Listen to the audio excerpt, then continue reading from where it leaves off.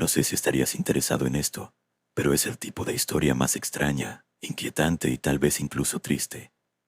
Estoy casada con un hombre maravilloso, y el año pasado tuvimos a nuestro primer hijo juntos.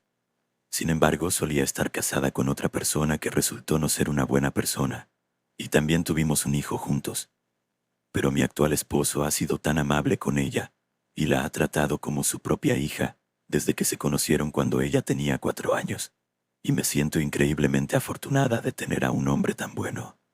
Siempre hemos sido muy abiertos y honestos el uno con el otro. Sin embargo, él no es, ni nunca ha sido, del tipo que se entrega al chisme, así que en este caso supe que no era él quien me estaba ocultando información, sino más bien que se le olvidó decírmelo o darme una advertencia con anticipación.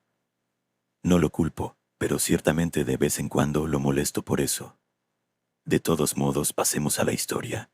La familia de su lado gusta de hacer muchas reuniones, no solo para las fiestas, sino también para los cumpleaños de las personas, los juegos deportivos, cualquier razón que se les ocurriera para celebrar. La aprovechaban.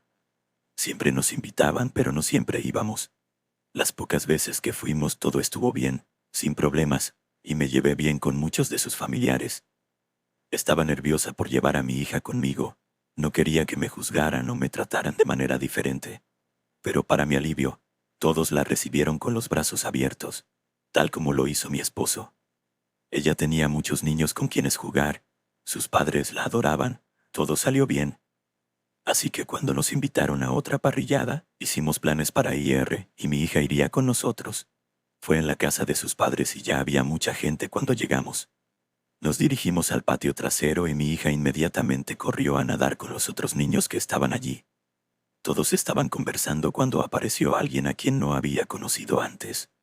Habíamos estado en algunas de estas fiestas, pero también nos perdimos algunas, y nunca había conocido a esta mujer antes. Mi esposo me la presentó diciendo que era su tía Gail.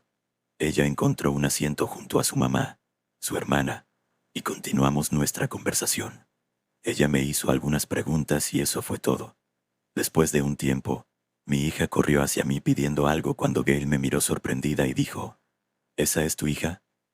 Yo lo confirmé con orgullo y le dije a mi hija que se presentara como normalmente lo hace. Ella dice su nombre, su edad y su animal favorito. Gail parecía tener una sonrisa falsa en su rostro mientras le respondía. Y después de un breve intercambio, mi hija volvió a correr.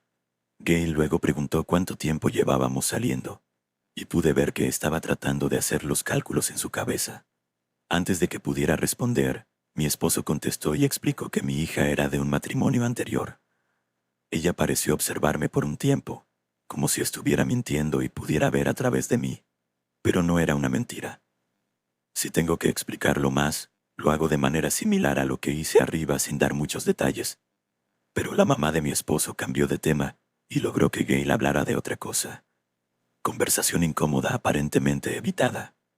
Cuando la comida estuvo lista, preparé el plato de mi hija y ayudé a los otros niños.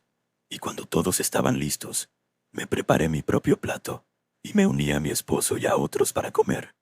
Nuevamente todos estaban en lo suyo y, después de que todos habían comido, los niños comenzaron a jugar con algunas espadas de juguete y pistolas de agua.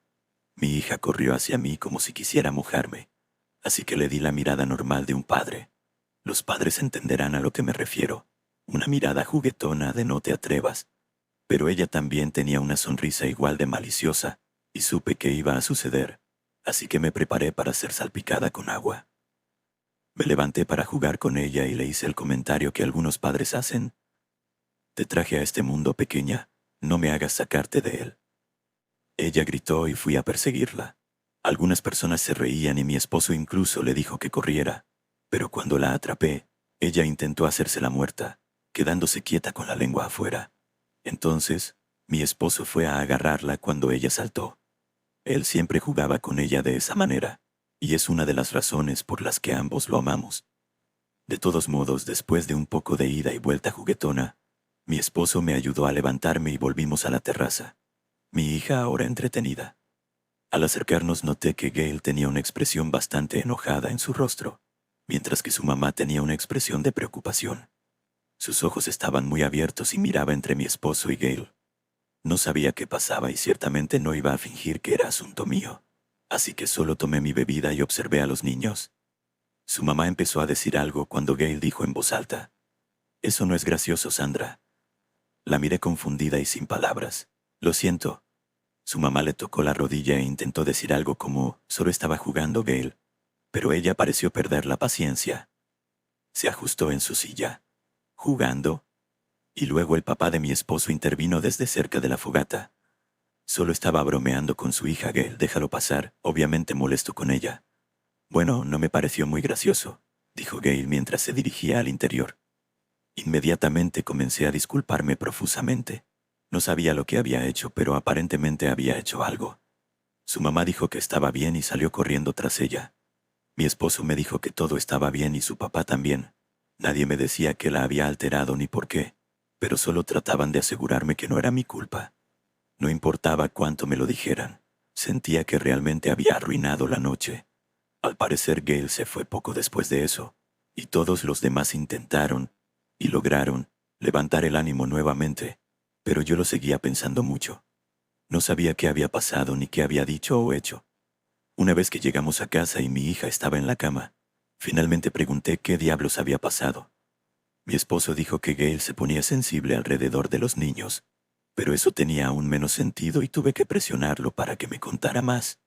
Me siento mal, pero lo iba a seguir pensando hasta que entendiera lo que había hecho y cómo evitarlo en el futuro.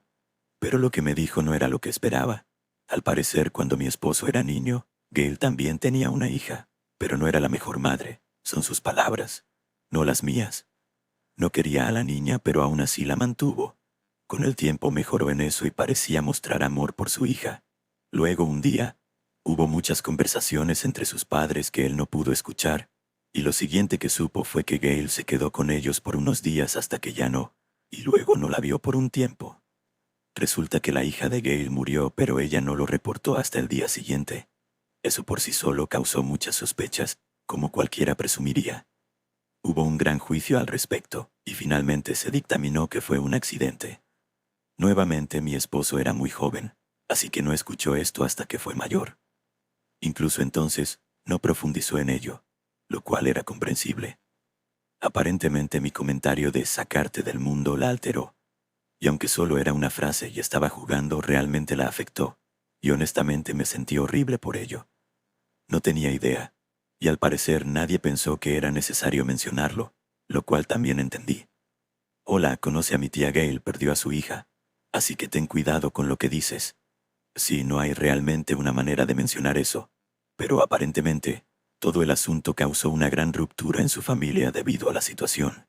Algunos miembros de la familia sienten que ella lo hizo a propósito y que debería haber sido castigada con todo el peso de la ley. Obtuve una especie de resumen vago de lo que pasó por parte de mi esposo y lo dejé así. Pero cuando descubrimos que estaba embarazada y ella empezó a actuar de manera extraña a mi alrededor, decidí investigar más por mi cuenta. Encontré los artículos sobre el asunto en línea y en nuestra biblioteca local, y digamos que definitivamente puedo ver por qué tantas personas piensan que hubo algo más que sucedió. No quiero entrar en detalles completos porque no quiero revelar más de mi familia de lo que ya he revelado, y es por eso que la llamé Gail. Ese no es su verdadero nombre. Pero desde que supe esto me he sentido algo incómoda a su alrededor. Ha hecho algunos comentarios extraños y miraba a mi bebé de una manera que haría que cualquiera lo abrazara más fuerte. Sé que realmente no hay nada que pueda hacer en este punto, pero a veces lo pienso.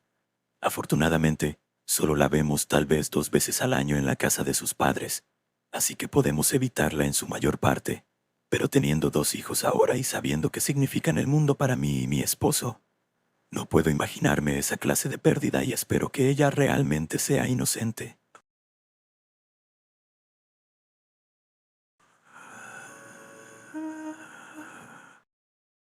Tengo una historia sobre un secreto que mi familia mantuvo durante mucho tiempo, y aunque entiendo por qué me lo ocultaron, es una de esas cosas que, cuando descubrí lo que había sucedido, me impactó profundamente.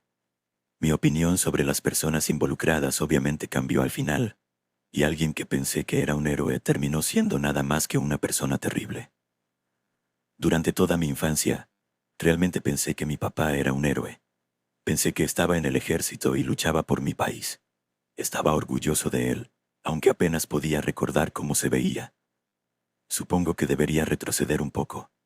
Cuando era mucho más joven, mi papá estaba presente. Tengo un par de fotos de mi papá conmigo y con mi mamá. Yo era el primer y único hijo que mi mamá y mi papá tuvieron. Realmente no puedo dar muchos recuerdos de mi padre porque tenía solo 5 años cuando desapareció de mi vida. Obviamente, al principio no entendí por qué ya no estaba en mi vida. Solo sé que no estaba allí. Sin embargo, tengo un recuerdo. Recuerdo que era de noche, estaba llorando y mi papá me dio un abrazo fuerte, diciéndome algo como: «Lo siento, amigo, volveré eventualmente. Estarás bien, ¿de acuerdo?». El único problema es que ni siquiera estoy seguro de si este recuerdo es real. Probablemente no lo sea. Creo que es solo uno que inventé por alguna razón, uno que fabriqué en mi mente para darle sentido a la ausencia de mi padre. Junto con esto, mi madre me dijo que mi padre estaba en el ejército.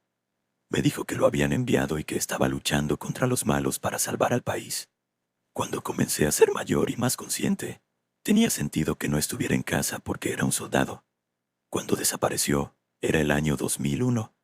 Obviamente no sabía lo que había sucedido el 11 de septiembre en ese momento, pero nuevamente, a medida que crecí y aprendí sobre ello, tenía sentido que él estuviera en el extranjero luchando en una guerra. A medida que fui creciendo, siempre me aseguré de mencionar cuánto admiraba a mi papá. Le contaba a mis maestros, a mis amigos, a personas con las que apenas hablaba. Siempre decía que mi papá estaba en otro país luchando contra personas malvadas. Mi madre comenzó la mentira, pero mi familia la mantuvo. Siempre iban con lo que ella me había dicho. Pasé cumpleaños sin mi padre, fiestas sin él, y fue difícil como un niño pequeño. Sé que le pregunté a mi madre muchas veces por qué no podía venir a casa al menos para Navidad, y ella solo me decía que pronto estaría en casa, que no podía abandonar su puesto. Le preguntaba por qué nunca llamaba o nos escribía cartas, pero ella solo decía que las llamadas se volvían muy caras, y luego decía que él me había escrito cartas. Me manipulaba haciéndome creer que me había enviado cartas para mi cumpleaños el año pasado o hace unos años. Incluso me decía que uno de mis regalos de Navidad era de él. Creí cada parte de ello. Creí que el ejército no lo dejaba venir a casa y que me había enviado las cartas o regalos. Ella mantuvo esto hasta que estaba en mi preadolescencia, alrededor de los 12 años. Cuando tenía 12, las cosas empezaron a no cuadrar. Era el año 2008, y tenía la edad suficiente para ver las noticias y ver los eventos mundiales que estaban ocurriendo. Llegó un punto en el que no tenía sentido por qué no había regresado a casa, y mi mente preadolescente llegó a un punto en el que quería enfrentar a mi madre y preguntarle la verdad. Así que lo hice. La enfrenté en un momento y le pregunté: «Oye, mamá, necesitas decirme la verdad sobre papá. No está en el extranjero, ya habría vuelto para ahora. ¿Dónde está?». En ese momento, mi madre tuvo la oportunidad de decirme la verdad, pero en cambio se echó a llorar y me dijo otra cosa. Me dijo que mientras mi papá estaba en el extranjero, había muerto en combate. Me miró directamente a los ojos y me dijo que mi padre había muerto en el año 2003, que lo habían matado en Irak o Afganistán o donde fuera, y que ella quería decírmelo, pero nunca pudo encontrar la forma de hacerlo. Así que una vez más, me dijo que mi padre era un héroe, que había muerto defendiendo el país, que había muerto con honor. Es casi triste que desearía que esta fuera la verdad, pero lo que realmente sucedió no fue esto. Descubrí la verdad real cuando cumplí 20 años, hace unos 8 años. Fue el día de mi 20º cumpleaños. Había llegado a mi 20º cumpleaños sin mi padre. Mi madre había hecho lo mejor que pudo para criarme, pero tuve que hacer mucho crecimiento por mi cuenta. Tenía que ver cómo los otros niños aprendían cosas de sus padres y desear que yo también pudiera tener eso. Pero no podía, ¿verdad? Porque mi padre, según mi madre, había muerto en combate en el extranjero. Todo era tan emocionalmente confuso. Quería que mi padre estuviera en mi vida, pero también estaba orgulloso de él por su sacrificio. Pero cuando cumplí 20 años y estaba cenando con mi madre y mi abuela, algo surgió que involucraba a mi papá. Mi abuela hizo un comentario que me confundió. «Bueno, es triste lo que pasó, pero al menos ya no podrá llegar a ustedes dos nunca más». Ella dijo esto y yo la miré con confusión, y luego vi que mi madre empezaba a tener esa cara de pánico que tenía cuando me dijo que él había muerto. Fue entonces cuando me di cuenta de que algo andaba mal. No me estaban diciendo algo, o alguien estaba mintiendo. Le pregunté a mi abuela qué quería decir con eso, sin siquiera dudar o darme tiempo para pensarlo. Ella me miró con la boca abierta como si la hubieran atrapado en algo, y luego miró a mi mamá. Mi madre empezó a llorar en ese momento, y mi abuela se disculpó, diciéndole que pensaba que yo sabía todo el asunto y que mi madre me lo había dicho. Mi madre dijo que tendríamos una conversación después de la cena, pero en ese momento yo ya no tenía hambre. Podía sentir un vacío en mi estómago creciendo, sabiendo que estaban ocultando algo. Cuando llegamos a casa esa noche, mi abuela y mi madre me sentaron, y en ese momento me dijeron la verdad, una verdad que no quería escuchar. Cuando tenía 4 o 5 años, cuando mi padre salió de mi vida, no fue porque lo enviaron al extranjero a luchar contra el terrorismo, fue porque era un monstruo absoluto. Esa noche en que se fue porque intentó asesinar a mi madre, y probablemente también me habría matado a mí. Por alguna razón, mi padre perdió el control esa noche y en un ataque de ira y embriaguez, apuñaló a mi madre 3 veces y la dejó por muerta. Me dijeron que la atacó porque ella intentó detenerlo de golpearme a mí, un niño de 5 años. Al parecer me golpeó varias veces esa noche, aparentemente dejándome inconsciente, y luego intentó matar a mi madre. Mi abuela estaba allí esa noche y llamó a la policía cuando él me estaba atacando, y gracias a ella, mi padre fue detenido. La vida de mi madre fue salvada y posiblemente la mía también. Durante toda mi infancia, pensé que mi padre era una persona increíble, un héroe.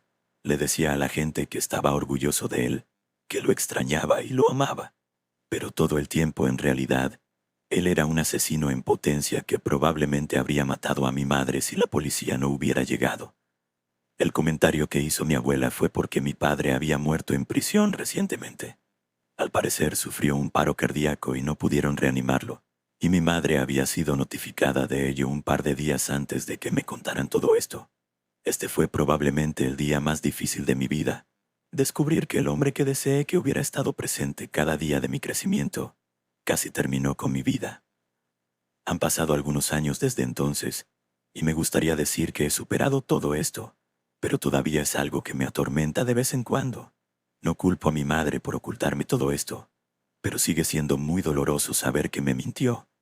Comparto esto ahora con la esperanza de dejar ir un poco de todo esto, de poner algo de ello en el mundo con la esperanza de que lo haga un poco más fácil. A quienes me conocieron mientras crecía, lo siento por mentirles sobre mi padre. Yo mismo creí todas esas mentiras, y pensé que les estaba contando sobre este hombre increíble que era un héroe honesto, cuando resulta que no podría haber sido más un villano. Y a mi yo más joven, desearía poder volver y darte un abrazo para prepararte para el dolor que sentirás cuando te digan que tu papá está muerto, tanto la primera como la segunda vez.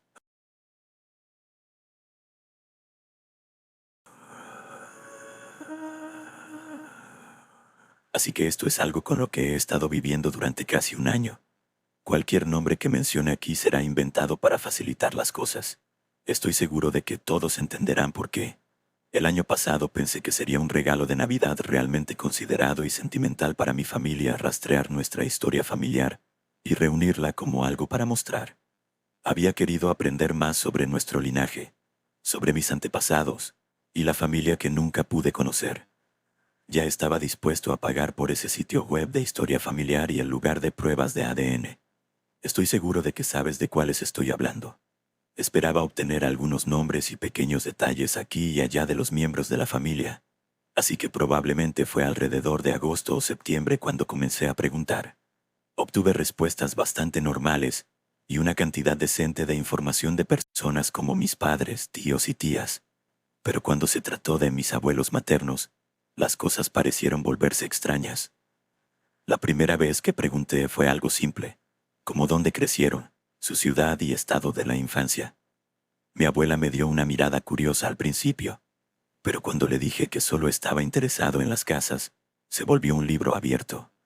Me contó sobre la casa en la que vivió, la escuela a la que asistió e incluso los nombres de sus amigos cercanos.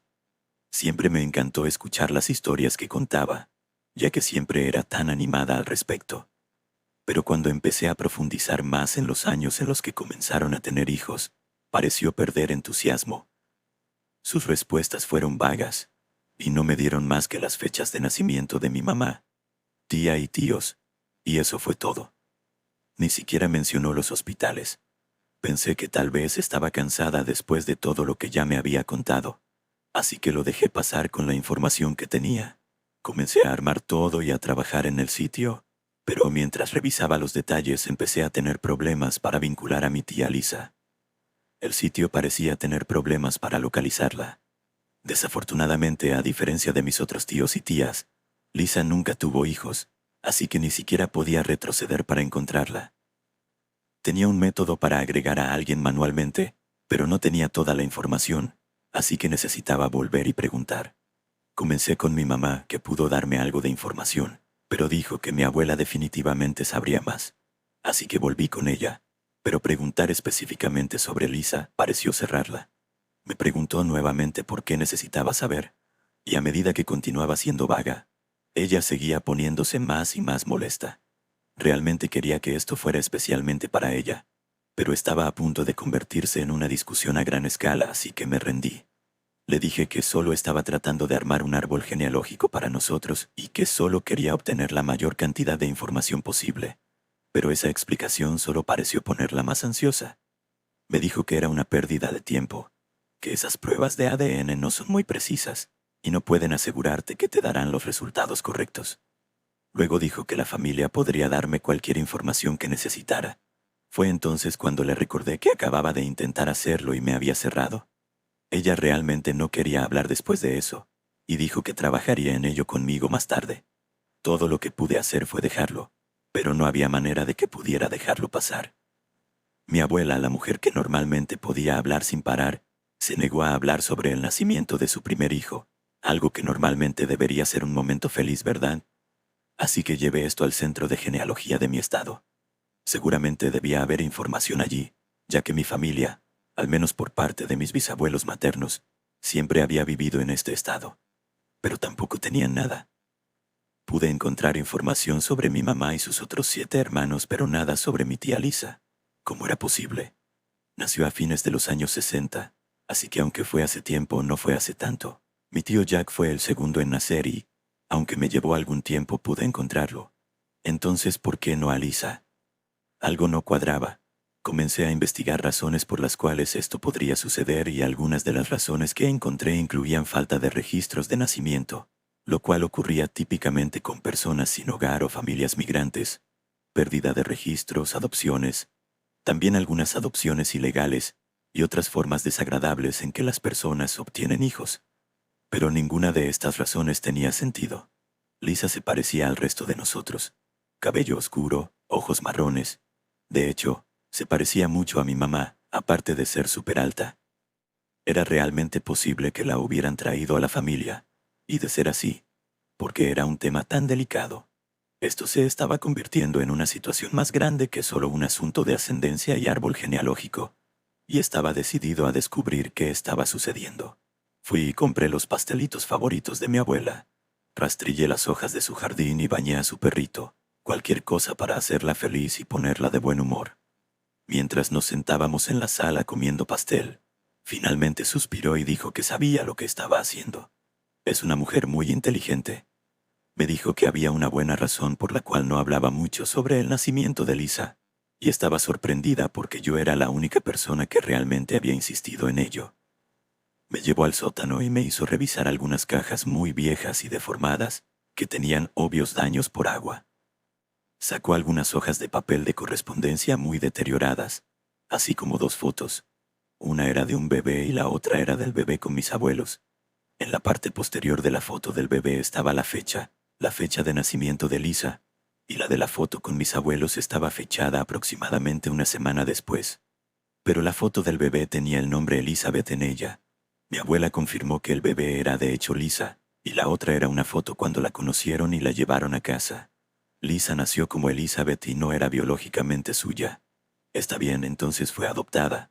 No es gran cosa, ¿verdad? No hay razón para hacer de esto un secreto. Pero, por supuesto, no fue exactamente legal en ese momento. Mis abuelos habían estado tratando de tener un hijo sin éxito. Ambos estaban en un estado mental muy malo y casi habían perdido la esperanza. Sin embargo, mi abuelo había estado trabajando para alguien en un negocio legítimo, pero el dueño era un miembro conocido de una mafia local y muy peligrosa. Mi abuelo siempre fue leal a la empresa por temor a que, si se iba, algo les podría suceder, pero también se ocupaba de sus propios asuntos. Pero en algún momento, ahora estaba en la mira de este tipo de la mafia, y cuando su hijo adolescente dejó embarazada a otra chica, tenían que hacer algo al respecto. Sin que mi abuela lo dijera explícitamente, básicamente me explicó que la familia de la chica fue amenazada para que entregaran al bebé, pero su solución fue dar al niño a Abby, su esposa, mis abuelos, ya que habían estado intentándolo tanto por su propio hijo. Básicamente se les entregó a la fuerza y mi abuelo pagó una buena suma de dinero para mantener el silencio y no mencionarles nunca más. Así que cuando la llevaron a casa, tenían una mezcla de emociones. Pero una cosa que mi abuela no podía manejar era que siempre los estuvieran vigilando.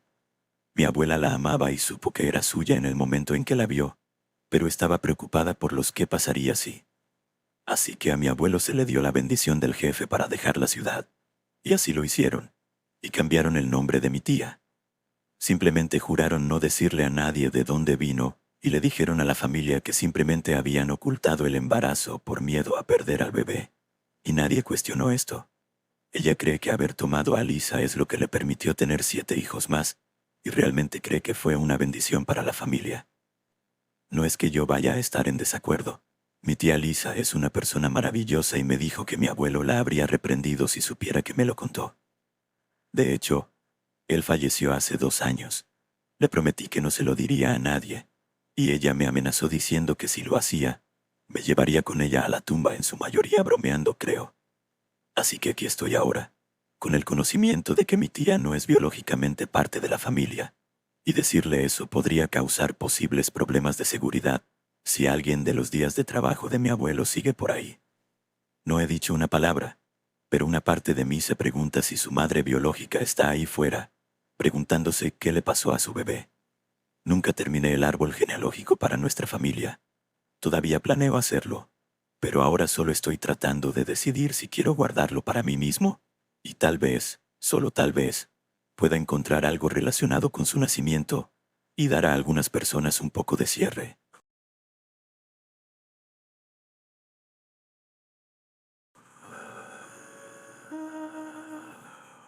Desde que tengo memoria siempre creí que mi familia era perfecta. Crecí en un hogar lleno de amor, risas y recuerdos felices, y eso fue lo que marcó mi infancia. Cada Navidad, cada cumpleaños y cada reunión familiar se sentían como momentos sacados de un cuento de hadas. Mis padres, Andrés y Sofía, eran la clase de personas que todos admiraban, trabajadores, amables y profundamente dedicados a nosotros, sus hijos. No había un solo día en el que no me sintiera amada y protegida. En mi familia extendida las cosas no eran diferentes. Mis abuelos, por parte de mi padre, tenían una gran casa de campo en las afueras de la ciudad, un lugar que se convirtió en el epicentro de nuestras reuniones familiares anuales. Era un sitio mágico, rodeado de árboles altos, con un lago cercano donde solíamos nadar en los calurosos días de verano. Cada verano, sin falta, toda la familia se reunía allí para pasar unas semanas juntos. Recuerdo con nostalgia cómo mis primos y yo corríamos por el campo, jugando al escondite entre los árboles, o cómo nos sentábamos alrededor de la fogata por las noches, escuchando las historias que mis abuelos y tíos compartían. Mis tíos Carlos y Teresa, junto con sus 3 hijos, Alejandro, Sofía y el pequeño Lucas, eran una parte fundamental de estas reuniones. Carlos, el hermano mayor de mi papá, era un hombre de carácter fuerte pero cariñoso. Siempre tenía una sonrisa para nosotros, los niños, y solía traernos pequeños regalos cada vez que nos veía. Teresa, por su parte, era una mujer elegante, siempre bien arreglada y con una presencia imponente. Sus hijos eran el orgullo de su vida, o al menos eso era lo que mostraban al mundo.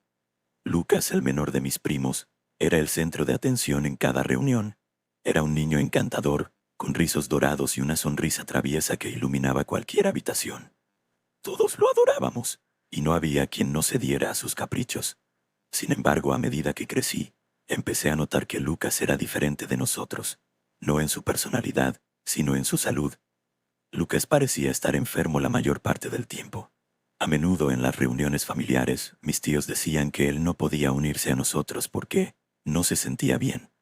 A veces no salía de su habitación en todo el día, y cuando lo hacía, parecía cansado y distante. Recuerdo una vez, cuando tenía unos 10 años, que le pregunté a mi madre por qué Lucas siempre estaba enfermo. Ella me miró con tristeza y me dijo que él tenía un sistema inmunológico débil, algo que le había causado problemas desde que nació. En aquel entonces, acepté la explicación sin cuestionarla, confiando en que mis tíos y mis padres sabían lo que era mejor para él. Pero a medida que pasaban los años, empecé a notar otras cosas, cosas que en su momento no parecían tener importancia, pero que luego se convirtieron en piezas de un rompecabezas mucho más oscuro. Como la forma en que Teresa miraba a Lucas cuando pensaba que nadie la veía, con una mezcla de impaciencia y algo que no podía identificar del todo. O como Carlos a veces parecía perder la paciencia con Lucas por razones que no eran obvias para el resto de nosotros. Estas eran observaciones pequeñas, fugaces, que desechaba rápidamente porque al fin y al cabo eran mis tíos, y los amaba. Todo cambió el verano en que Lucas murió. Yo tenía 15 años, y la noticia cayó sobre nuestra familia como un rayo. Mis tíos anunciaron que Lucas había fallecido en un trágico accidente de tráfico. Recuerdo cómo mi madre rompió en llanto cuando recibió la llamada, y cómo mi padre, que siempre había sido la fortaleza de nuestra familia, se desplomó en el sofá, incapaz de procesar la pérdida. Lucas, el niño que todos habíamos amado y cuidado, se había ido, y no había nada que pudiéramos hacer para traerlo de vuelta. El funeral fue un evento desgarrador. Toda la familia se reunió para despedir a Lucas, y las lágrimas no cesaban de correr por nuestros rostros. Ver a mis tíos, especialmente a Teresa, quebrados por el dolor, me rompió el corazón. Ella, siempre tan fuerte, tan controlada, ahora era una sombra de sí misma, temblando y sollozando junto al ataúd de su hijo. Carlos, por su parte, parecía completamente perdido, como si la vida lo hubiera abandonado. Aquella imagen de mis tíos, devastados por la pérdida, se grabó en mi mente para siempre. Durante los años siguientes, el recuerdo de Lucas se convirtió en un tema delicado en nuestra familia. Nadie quería hablar demasiado sobre él, porque cada mención de su nombre traía consigo una tristeza insoportable. Las reuniones familiares se volvieron más silenciosas, más solemnes, y aunque tratábamos de seguir adelante, siempre había un vacío en la mesa, un espacio que nadie podía llenar. Pasaron varios años antes de que algo volviera a despertar mis sospechas. Estábamos ayudando a limpiar la casa de mis abuelos después de que mi abuela falleciera. Fue un momento triste para todos nosotros, pero también fue una oportunidad para recordar los buenos tiempos que habíamos pasado allí. Mientras ayudábamos a empacar las cosas viejas, subí al ático para revisar algunas cajas de recuerdos. Fue entonces cuando encontré la caja. Era una caja vieja, de madera, con una cerradura oxidada. Estaba oculta detrás de algunas maletas polvorientas y parecía que no había sido tocada en años. Sentí una extraña atracción hacia ella, como si algo dentro de mí supiera que lo que estaba a punto de descubrir cambiaría mi vida para siempre. Forcé la cerradura y con un crujido, la tapa se abrió. Dentro de la caja, lo primero que vi fueron fotos. Al principio pensé que serían fotos familiares, quizás imágenes de nosotros en alguna reunión de Navidad o verano. Pero cuando las saqué y comencé a mirarlas, me di cuenta de que no eran fotos normales. Eran fotos de Lucas, pero no como yo lo recordaba. En las imágenes Lucas aparecía en un estado deplorable, con moretones y cicatrices en su cuerpo. Su expresión era de puro terror, como si estuviera viviendo una pesadilla de la que no podía despertar. Cada foto que veía era peor que la anterior. Algunas mostraban a Lucas encadenado, otras con signos de haber sido golpeado. Sentí una creciente sensación de pánico en mi pecho. ¿Qué significaba esto? ¿Por qué alguien tendría estas fotos? Mis manos temblaban mientras pasaba las imágenes, con el corazón latiéndome en los oídos. Debajo de las fotos encontré un paquete de cartas. Eran cartas escritas por Lucas, y al leer la primera, mi estómago se revolvió. Las cartas eran súplicas desesperadas de ayuda, llenas de detalles sobre los horrores que estaba viviendo. Lucas describía cómo sus padres lo castigaban, cómo lo mantenían encerrado durante días sin comida, cómo lo golpeaban cuando no hacía lo que le decían. Sus palabras estaban llenas de dolor y desesperación. y mientras leía me di cuenta de la horrible verdad. Lucas no había muerto en un accidente. Lucas había sido asesinado. Me senté en el ático, rodeada de esas pruebas atroces, sin saber qué hacer. Mi mente no podía procesar lo que había descubierto. Durante años, había creído que mi familia era perfecta, que Lucas había sido una víctima de un trágico accidente. Pero la verdad era mucho más oscura de lo que jamás podría haber imaginado. Pasé días en estado de shock, incapaz de hablar con nadie sobre lo que había encontrado. Cada vez que cerraba los ojos, veía las imágenes de Lucas, su rostro marcado por el dolor, sus súplicas en las cartas. No podía entender cómo mis tíos, las personas que había amado y respetado toda mi vida, podían ser responsables de algo tan monstruoso. Finalmente supe que tenía que hablar con mis padres. No podía guardar ese secreto sola, no después de lo que había descubierto. Una noche después de la cena los llamé a la sala de estar. Sabía que sería difícil, pero tenía que decirles la verdad. Mamá, papá, necesito hablar con ustedes sobre algo, les dije con la voz temblorosa. Mis padres me miraron con preocupación. Sabían que algo no estaba bien, pero no tenían idea de lo que estaba a punto de decirles. Les mostré las fotos y las cartas, explicándoles cómo las había encontrado en el ático. Mientras hablaba, podía ver la incredulidad en sus rostros. Mi madre se llevó una mano a la boca, sus ojos llenos de lágrimas, mientras mi padre se quedaba pálido, incapaz de procesar lo que estaba viendo. «Esto no puede ser verdad», susurró mi madre, su voz rota por la emoción. Yo no lo sé», respondí sintiendo un nudo en la garganta. «Pero si esto es real, entonces Lucas no murió en un accidente. Significa que lo mataron». Mi padre me miró con una expresión de profunda angustia. Era un hombre fuerte, pero en ese momento parecía completamente destrozado. «Pía, esto es muy grave. ¿Estás segura de que estas cartas son auténticas?», preguntó, como si aún buscara una forma de desmentir lo que estaba viendo. Asentí, aunque en mi interior todavía luchaba con la idea de que esto pudiera ser cierto.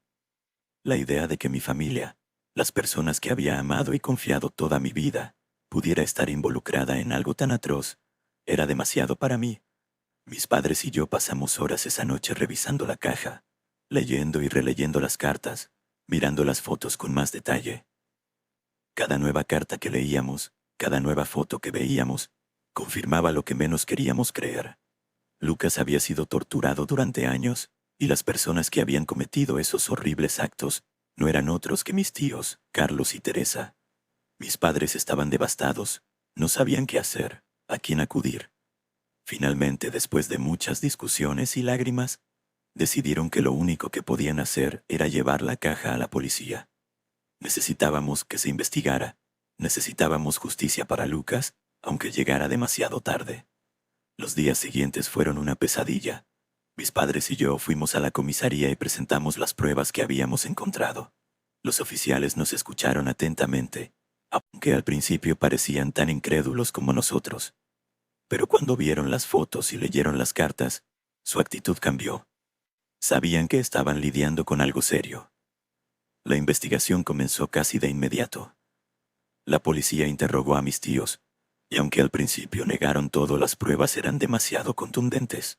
Las cartas de Lucas, las fotos, los registros médicos que demostraban que había sufrido múltiples lesiones a lo largo de su vida. Todo apuntaba a la misma aterradora verdad. Días más tarde arrestaron a mis tíos. La noticia se difundió rápidamente en nuestra comunidad, y la familia perfecta que todos admiraban quedó expuesta como lo que realmente era: una fachada, una mentira construida para ocultar los horrores que sucedían detrás de puertas cerradas. Mis padres estaban destrozados. Perdieron a su hermano y cuñada en un solo golpe, y la imagen que tenían de su propia familia fue destruida para siempre. Pero lo que más les dolió fue darse cuenta de que habían vivido tantos años sin saber lo que estaba sucediendo, sin poder salvar a Lucas de sus verdugos. La casa de campo donde habíamos pasado tantos veranos felices fue vendida poco después. Ninguno de nosotros podía soportar volver a ese lugar, sabiendo lo que había sucedido allí. Nuestra familia se desmoronó. Las reuniones familiares, una vez llenas de risas y amor, se convirtieron en un recuerdo lejano, reemplazadas por un silencio incómodo y una tristeza que nunca desaparecería del todo. Ahora, años después, sigo luchando con lo que descubrí. Me atormenta pensar en todo lo que Lucas tuvo que soportar, en cómo nadie lo escuchó, en cómo su sufrimiento pasó desapercibido durante tanto tiempo. A veces me pregunto si podré volver a confiar en alguien, si podré volver a creer en la bondad de las personas. Pero lo que más me asusta es saber que el mal puede esconderse en los lugares más inesperados, incluso en las familias que parecen ser perfectas. Mi historia es una advertencia, una lección dolorosa sobre la importancia de mirar más allá de las apariencias, de cuestionar lo que damos por sentado, y de nunca dejar de buscar la verdad, por dolorosa que sea.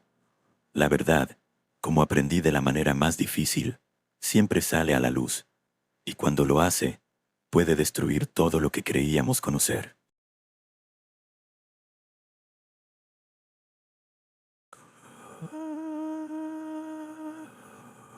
El primer primo de mi padre es un asesino en serie, Kenneth MacDuff. Vimos el episodio de America's Most Wanted cuando se emitió, y nos sorprendió mucho enterarnos de un MacDuff sin saber que era un pariente. Imagina que tu familia siempre había sido unida, una mezcla de historias de origen humilde y valores arraigados, donde todos parecían conocer a todos. Las reuniones familiares eran siempre animadas, llenas de historias compartidas y risas. Pero una tarde de verano, cuando todos estaban reunidos en la sala, algo cambió. El televisor estaba encendido, sintonizado en un episodio de America's Most Wanted. No era común que la familia viera ese tipo de programas, pero esa noche algo en el aire parecía sugerir que era lo correcto. Mientras las imágenes del programa se sucedían, una noticia en particular captó la atención de todos. Un hombre llamado Kenneth MacDuff, buscado por ser un asesino en serie. En un principio el nombre no les dijo mucho. Era solo otro nombre, uno más entre los muchos que pasaban por la pantalla. Pero a medida que el narrador comenzaba a detallar su historial y mostraban su rostro, el ambiente en la sala cambió radicalmente. Un silencio pesado cayó sobre la familia cuando una de las tías, con el rostro pálido, murmuró: ese es el hijo de la tía Margaret. De pronto, el horror de lo que estaban viendo se hizo personal, muy personal. Kenneth MacDuff, un hombre que habían conocido vagamente como un primo lejano, un rostro familiar en las reuniones ocasionales, resultó ser uno de los asesinos más brutales de la historia reciente de Estados Unidos. La incredulidad se apoderó de todos. ¿Cómo era posible que alguien de su propia familia pudiera ser capaz de tales atrocidades? El episodio continuó, desgranando los crímenes de MacDuff en detalle, y con cada revelación, el horror se profundizaba. No era solo un asesino, sino un monstruo, alguien capaz de crueldades inimaginables. Las historias de sus víctimas, la forma en que las había cazado y asesinado, eran el tipo de cosas que parecían sacadas de una pesadilla. Y aún así ahí estaba su rostro, el rostro de alguien que compartía sangre con ellos. Después de que el programa terminó, nadie habló durante un largo rato. Era como si las palabras se hubieran congelado en la garganta de todos. Finalmente tu padre rompió el silencio. Nunca lo conocimos bien, pero aún así, es increíble pensar que alguien de nuestra familia... Su voz se apagó, incapaz de completar la frase. Esa noche cambió todo. La familia empezó a recordar las pocas veces que MacDuff había aparecido en sus vidas. Los pequeños encuentros que ahora parecían llenos de una amenaza que no habían percibido antes. Recordaron cómo siempre había algo extraño en él, un aire de incomodidad que los había llevado a mantener una distancia prudente. Sin embargo, nadie había imaginado lo que realmente ocultaba. Las historias de la infancia, las anécdotas sobre él, comenzaron a ser reevaluadas bajo una nueva luz, una luz más oscura y perturbadora. Con el tiempo, la familia trató de seguir adelante, pero el nombre de MacDuff nunca se pronunció sin una sombra de miedo y repulsión. Se convirtieron en esa familia, la que tenía un asesino en serie en su árbol genealógico. Y aunque intentaron no dejar que eso los definiera, la verdad es que siempre estuvo ahí, en la periferia de sus vidas, un recordatorio inquietante de que incluso en las familias más cercanas pueden ocultarse secretos inimaginables. El impacto de ese descubrimiento resonó durante años. La confianza en lo que significaba familia se tambaleó, y las historias compartidas en las reuniones familiares comenzaron a excluir cuidadosamente cualquier mención de MacDuff. Pero el recuerdo del episodio de America's Most Wanted nunca se desvaneció por completo.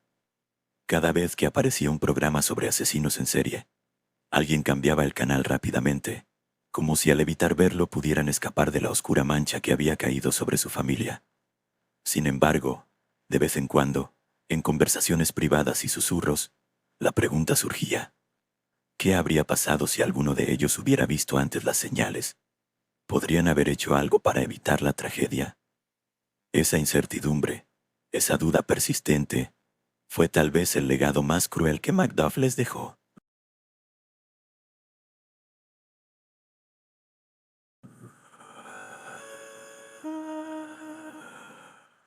Descubrí cuando estaba en mis 30 años que mi madre no solo había tenido 4 hijos, sino en realidad 6. Siempre pensé que conocía toda mi historia familiar, que entendía de dónde venía y quiénes eran mis hermanos. Pero, como aprendí, las familias a veces guardan secretos que desafían nuestra comprensión de lo que creemos saber. Crecí en un hogar que, aunque no perfecto, era relativamente normal. Mi madre y mi padrastro se aseguraron de que nunca nos faltara nada esencial, y mis 3 hermanos y yo compartimos una infancia que, aunque con altibajos, fue estable. Nunca cuestioné la estructura familiar. Acepté la narrativa que se me presentó. 4 hijos, una madre luchadora que se casó con un hombre que la apoyaba, y una vida que, aunque modesta, era suficiente.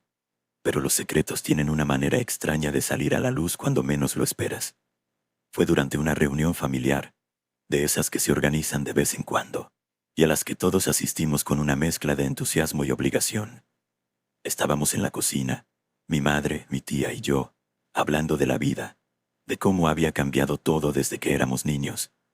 Fue en ese contexto, en una conversación que parecía inofensiva, que mi tía dejó caer una bomba.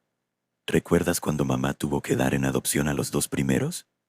Nunca supe qué pasó con ellos, dijo, casi como si estuviera recordando una anécdota cualquiera. El silencio que siguió fue ensordecedor. Mi madre, que estaba en medio de preparar una ensalada, dejó de cortar y se quedó quieta. Yo sentí que el suelo se desvanecía bajo mis pies. ¿2 primeros?, pregunté, mi voz temblando. Mi madre suspiró y sin levantar la vista comenzó a explicar.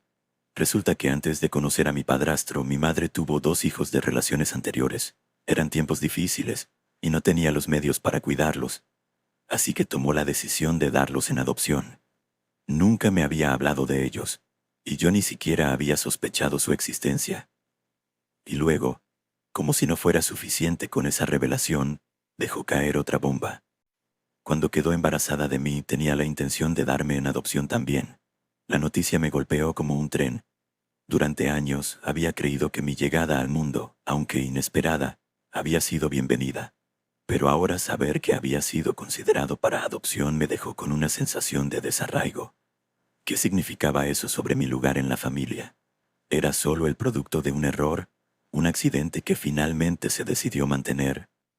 Mi madre continuó hablando, explicando que había cambiado de opinión cuando conoció a mi padrastro, que él había insistido en que debía quedarse conmigo y que formarían una familia juntos. De alguna manera, eso no mitigó el dolor de saber que, en algún momento, había sido una opción descartable. Pasaron semanas antes de que pudiera procesar todo lo que había aprendido. Mis hermanos y yo hablamos sobre ello, tratando de entender el pasado de nuestra madre, las decisiones que tomó y cómo nos afectaron. Fue una época extraña, como si el suelo bajo nuestros pies ya no fuera tan firme.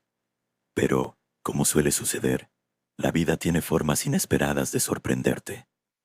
Unos años después de que todo esto saliera a la luz, recibimos una llamada inesperada. Era uno de los bebés que mi madre había dado en adopción. Había estado buscando a su familia biológica y finalmente la había encontrado. La noticia me sacudió, pero en el mejor sentido posible.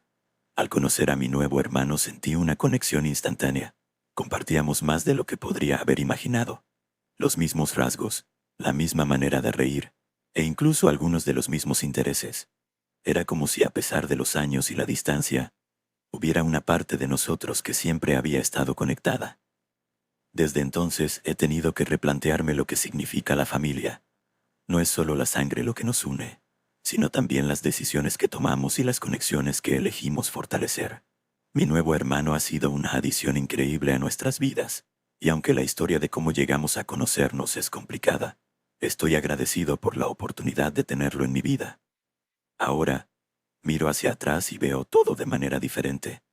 La historia de mi madre, las decisiones que tomó, y el hecho de que casi fui dado en adopción, todo eso forma parte de lo que soy hoy. No es una historia perfecta, pero es la mía, y he aprendido a aceptarla, con todas sus complejidades. Al final del día, lo que importa es la familia que tienes, sin importar cómo llegaste a ser parte de ella.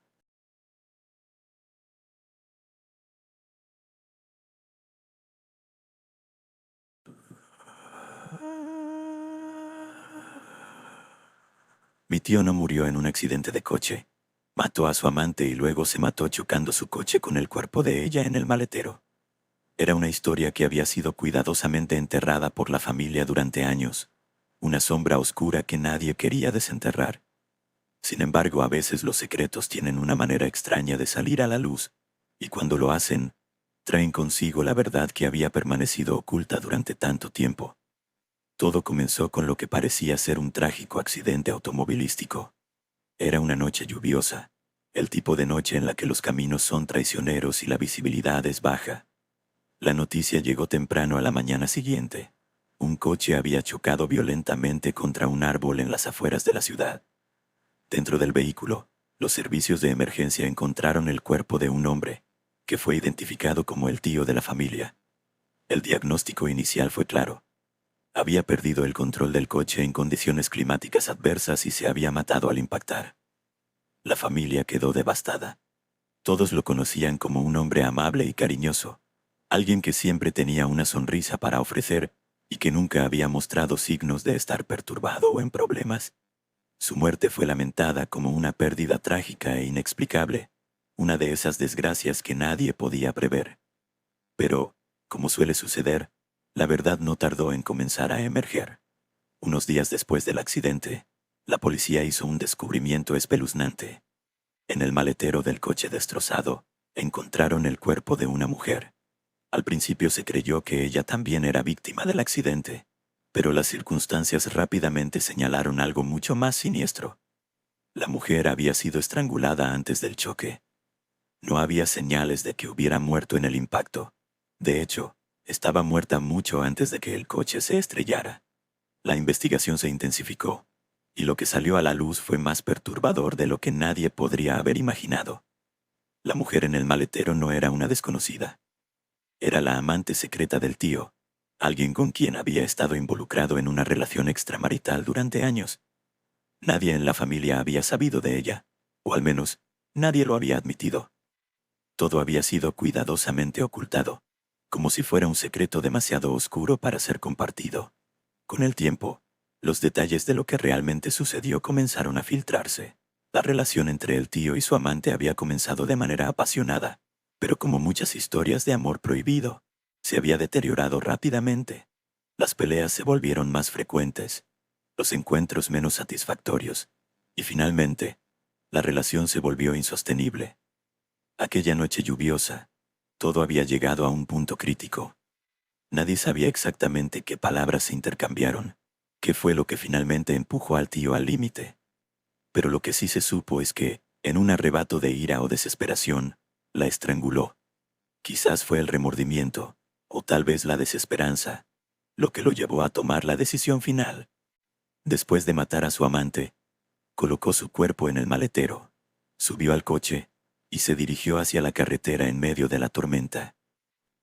Aceleró a través de la lluvia, las lágrimas nublando su vista tanto como la oscuridad exterior. Cuando llegó a una curva peligrosa, no intentó girar el volante. Se lanzó contra el árbol con toda la fuerza, sabiendo que ese impacto final pondría fin a todo. La familia, cuando finalmente supo la verdad, quedó destrozada de nuevo, pero esta vez por razones muy distintas. La historia que se había contado inicialmente, la de un accidente trágico, fue reemplazada por una verdad mucho más oscura. Nadie quería hablar de ello, pero las habladurías en el pueblo no cesaban. Los rumores se esparcieron como fuego, y lo que había comenzado como una tragedia se transformó en una vergüenza pública. Los años pasaron, y aunque el recuerdo de aquel accidente se desvaneció en la mente de la comunidad, para la familia, el dolor y la vergüenza permanecieron. Nadie hablaba del tío, nadie mencionaba su nombre en las reuniones familiares, y las fotos de él desaparecieron de los álbumes. Era como si al borrar su memoria, intentaran borrar también la oscuridad que había traído sobre ellos. Pero en los rincones más oscuros de las conversaciones susurradas, la historia todavía vive. Una advertencia silenciosa de cómo los secretos y las mentiras pueden llevar a las consecuencias más terribles. Y aunque la familia haya intentado seguir adelante, la verdad de lo que sucedió esa noche lluviosa sigue siendo un recordatorio de que el pasado, por mucho que uno intente enterrarlo, siempre encuentra la manera de salir a la luz.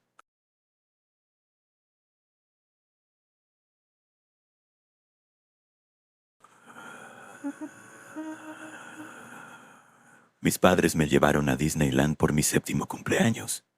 Recuerdo llegar al parque y pasar un primer día o dos estupendos. Luego mis padres tuvieron que salir y hacer un montón de llamadas telefónicas. Sonaban muy estresados y seguían diciéndome que no había pasado nada y que todo estaba bien. Finalmente volamos a casa y, sorpresa, nos tomamos un par de días adicionales para ir a un gran parque acuático lejos de casa. Recuerdo con cariño este cumpleaños y eventualmente olvidé cualquier rareza. Tal vez 10 años después mis padres finalmente me dijeron lo que había sucedido. Mi tío, el hermano de mi papá, intentó suicidarse en mi 7º cumpleaños. Se disparó en el estómago con un rifle. Estaba pobre, adicto a las drogas, sin trabajo, etc. Se sentía deprimido porque mi papá tenía la vida que él siempre había querido, así que intentó matarse. Terminó sobreviviendo. Mis padres me llevaron al parque acuático para que no tuviéramos que regresar a casa con él saliendo del hospital.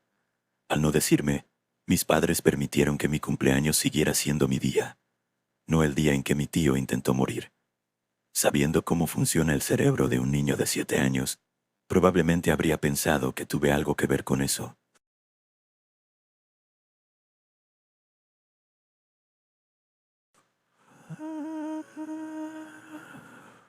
Mi abuelo siempre fue una figura enigmática para mí.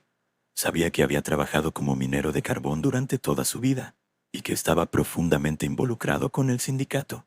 En las reuniones familiares, cuando se hablaba de él, siempre se hacía con un respeto reverencial, casi como si fuera más grande que la vida misma. Yo asumía que ese respeto venía de su papel como líder sindical, alguien que luchaba por los derechos de los trabajadores en un entorno duro y peligroso. Pero después de su muerte descubrí que había mucho más bajo la superficie de esa imagen. Cuando murió, su funeral fue masivo. Gente de todas partes del país vino a rendirle homenaje. Mi abuela, siempre estoica, parecía más fría de lo habitual. No lloró mucho, al menos no en público, y se mantuvo erguida y digna durante todo el proceso.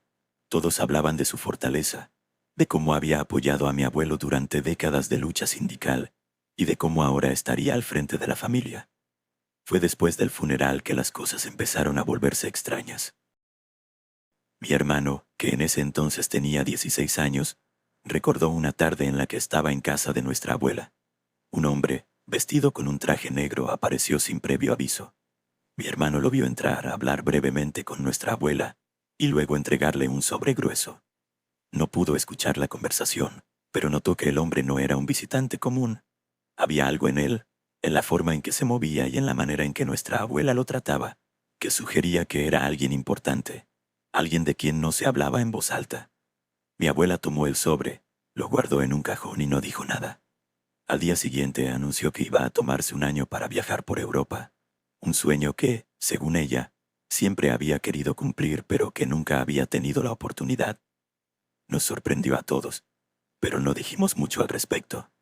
Había perdido a su esposo y en nuestra opinión tenía derecho a tomar el tiempo que necesitara para recuperarse. Fue un año extraño. Mi abuela envió postales desde París, Roma y muchas otras ciudades.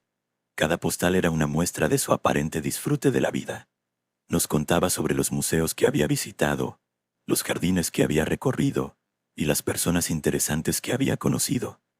Pero había algo en esas postales que no encajaba del todo, una frialdad, una falta de emoción que me inquietaba. Un día, mientras estaba ayudando a mi madre a limpiar la casa de mi abuela para cuando ella regresara, encontré una caja escondida en un armario.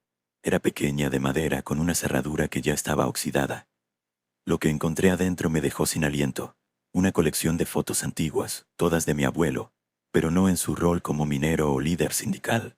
Eran fotos de él con hombres vestidos de traje, algunos con armas visibles, y otras en lugares que parecían ser sitios de construcción, pero de un tipo diferente, más clandestino. Entre las fotos había cartas. La caligrafía era la de mi abuelo, y en ellas se refería a trabajos que había realizado, asuntos que había resuelto. Eran cartas crípticas, pero lo suficientemente claras como para entender que mi abuelo no solo había sido un minero y un sindicalista, también había sido un hombre de acción, alguien a quien el sindicato llamaba cuando las cosas necesitaban resolverse de manera definitiva.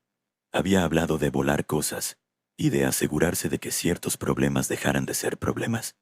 La comprensión de lo que significaba ser un hombre del sindicato comenzó a caer sobre mí como una pesada manta. Comprendí entonces que el respeto que todos le tenían no solo venía de su liderazgo sindical, sino de algo mucho más oscuro. Era el tipo de hombre al que acudían cuando las palabras ya no eran suficientes, cuando la fuerza era la única solución. Y ahora, todo el misterio alrededor de su muerte y el comportamiento de mi abuela empezaba a tener sentido. Cuando mi abuela regresó de su viaje, parecía una mujer diferente. Era más distante, más reservada. Yo no mencioné lo que había encontrado, pero sentí que ella sabía que yo sabía. Nunca hablamos de ello, pero nuestras conversaciones fueron siempre más cautelosas desde entonces. Con los años, la historia de mi abuelo se convirtió en una especie de leyenda familiar, aunque una que no se contaba a menudo y siempre en susurros. Para muchos, él siguió siendo el héroe sindical, el defensor de los derechos de los trabajadores. Pero para mí, siempre será algo más. Un hombre que navegó por las aguas oscuras del poder y la violencia, y que dejó un legado que, aunque lleno de respeto, también estaba teñido por la sombra de las acciones que tomó en nombre de ese respeto. Esa caja con las fotos y las cartas, la guardé, no porque quiera mantener vivo ese lado oscuro de su historia, sino porque es parte de quien era. Y aunque no siempre comprendo sus decisiones, creo que hay algo que aprender de ellas. Al final, mi abuelo era un hombre complejo, y su historia, como todas las historias humanas, está llena de matices.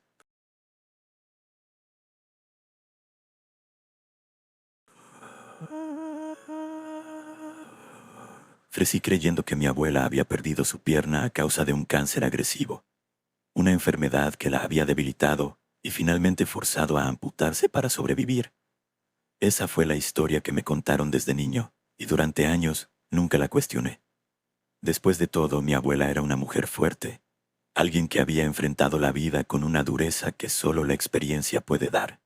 Pero no fue hasta mucho después, cuando ya era adulto, que descubrí la verdad detrás de esa pérdida. Una verdad que cambió por completo mi percepción de ella y de la historia familiar. Mi abuela, en su juventud, era una mujer robusta y trabajadora. Mi abuelo, por otro lado, era un hombre severo, con una tacañería que rayaba en la crueldad. Nunca fue un hombre fácil de tratar, y su actitud hacia el dinero lo definía en muchos aspectos. Su obsesión por ahorrar cada centavo lo llevó a tomar decisiones que, con el tiempo, destrozaron más que la economía familiar. También destrozaron la vida de mi abuela.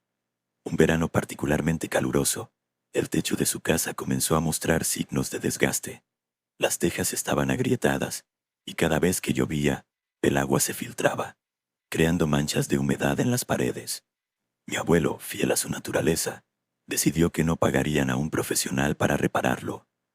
En lugar de eso, él mismo se encargaría del trabajo, y como siempre, mi abuela estaría a su lado, ayudándolo con lo que fuera necesario.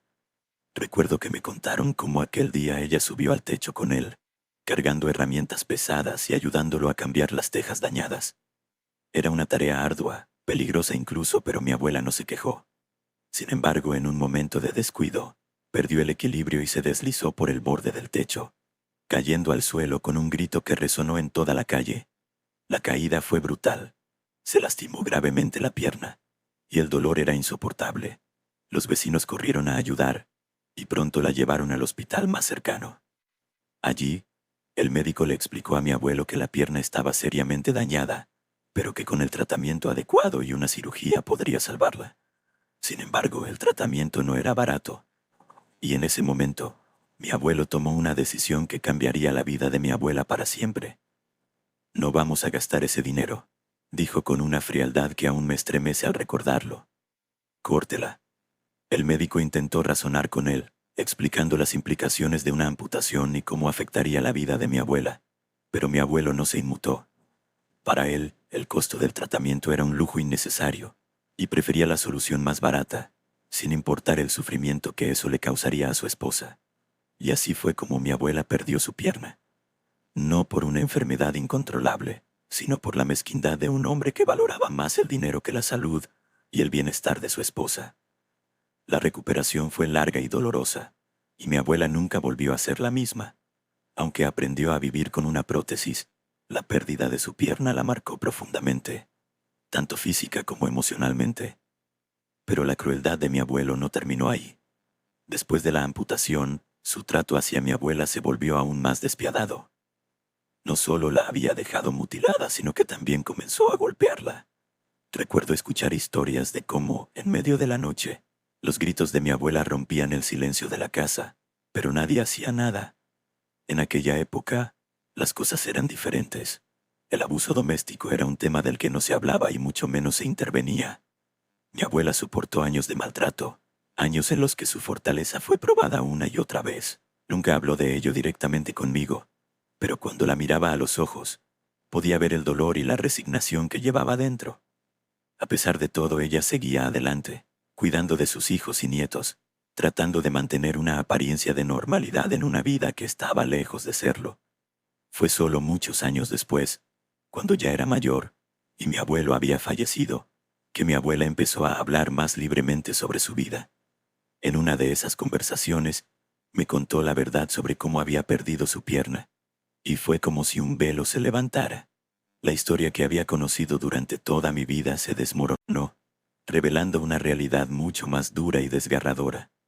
Esa revelación cambió la manera en que veía a mi abuelo, y más importante aún, la manera en que veía a mi abuela. Ella no era solo una víctima, era una sobreviviente, alguien que había soportado lo inimaginable y había salido del otro lado con una dignidad que pocos podrían mantener. Su fortaleza no venía de haber superado una enfermedad, sino de haber sobrevivido a un infierno personal creado por la persona que debía protegerla. Hoy, cuando pienso en mi abuela, no puedo evitar sentir una profunda admiración por su resiliencia. La historia de cómo perdió su pierna no es solo una historia de pérdida, sino también de la increíble fuerza de voluntad que ella poseía. Es una lección de vida que, aunque dolorosa, me ha enseñado a valorar la fortaleza y la resistencia que a menudo se esconde detrás de las personas más silenciosas. Mi abuela no solo perdió una pierna, perdió parte de su vida y de su espíritu, pero nunca perdió su dignidad, y eso es algo que nunca olvidaré.